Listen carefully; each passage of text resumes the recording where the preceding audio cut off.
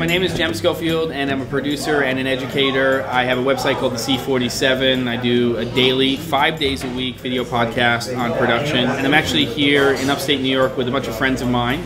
We are doing a little shoot tomorrow where we're using two 5D Mark IIs. We're going to be using Sekonic meters, which I use all the time. I'm hoping that we really get to put the 758 Cine meter to the test. My DP Matt Porwall is going to be using it for a bunch of stuff. We're going to be shooting interiors, exteriors. Some stuff is going to be lit, some stuff is going to be using natural light. And in all those situations, that meter is going to make a big difference.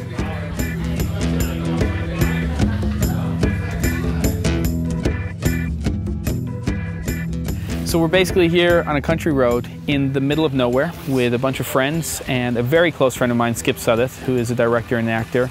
And we are finally shooting this little short film that we've been talking about for a long time. I've got a very, very close friend of mine who's worked with me for years, Matt Porwall, DPing, and it's an HD DSLR shoot. So we've got 3 DSLR cameras shooting video. We are using the 758 Cine meter because what we're doing today is all over the place. We're doing interiors, exteriors, some stuff is being lit, other stuff is we're using natural light, we're using reflectors, and to try to use the in-camera metering on these cameras to get accurate, correct exposure is a nightmare.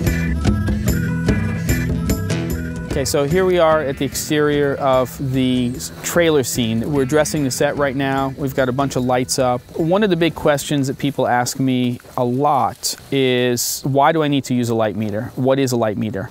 And basically it's an instrument to measure light, but we use it as a tool to quickly and efficiently move around and actually get correct exposure. Creatively, when we're shooting video, especially with DSLR cameras, we don't have the same kind of latitude we have with some of the higher end camera systems. And we also don't want to use the internal meters because they're not really giving us an accurate picture of what it is that we may be shooting in the entire frame. We use light meters to basically say, okay, first of all, what kind of depth of field do we want? Generally, when you're shooting films and you have wide shots, you have a very deep depth of field or deep focus, which means that everything is in focus to establish an area. And then as you start to get closer and closer into the subject or that location, you start to get a shallower and shallower depth of field because you want to focus on that thing and have everything else go out of focus. That's your aperture. That's what your camera's aperture does. Whether your camera's lens is open really wide, shallow depth of field, or really small, deep depth of field, is a creative decision, usually the first creative decision that's going to be made. Now, an incident light meter, like this 308S, is basically taking a reading based on where a subject is. So we're walking up and we're taking a reading and we're getting something that's telling us what the correct exposure is. And then we're either happy with that or we have to make changes to the lighting so that we can get the aperture that we want. So when we talk about a serious meter like this, the Mama Sita, right here, then we've got this spot meter and we can basically go in and we can actually take different readings on a set and then we can evaluate that and we can figure out where basically our range is. And with these DSLR cameras, we don't have the same latitude that we might have with a higher end camera, so we have to be very, very careful. There's a lot of compression in the cameras. We're using, you know, basically a limited color space, so it's really, really important in those situations that we know where we might blow out in our highlights and where we might have problems in our shadows, because it's not always about crushing the blacks. We might actually want to see things where things are dark, and so we can be a lot more accurate with a higher end meter like this. So this is our trailer scene, and I'm just checking out, we're almost done dressing this, and we've got a variety of lighting in here. We've got LEDs, we've got HMIs, we've got a big China ball in here, and I'm basically just checking everything out because the crew's coming up in a minute with talent and we're going to shoot our next scene here. You know, one of the things that people ask me is, what do I need for a camera to put together a proper system? And generally what I say to them is the first thing you want is a good tripod system. It's really important, especially for still photographers transitioning into video, to make sure that they get a good quality fluid head and a good tripod system in general. The second thing that I usually tell them that they need is they need something for critical focus, because using a little LCD screen on the back of these cameras isn't necessarily going to cut it. And then really the third thing they need is a light meter, because if you can't accurately in a situation like this, which is a situation we're in all the time, go in and at least use an incident light meter to go up to a subject and get a correct reading of what's going on based on the lighting that you have, so that you can make changes to get the aperture, to get the depth of field that you need. Then it's a game over.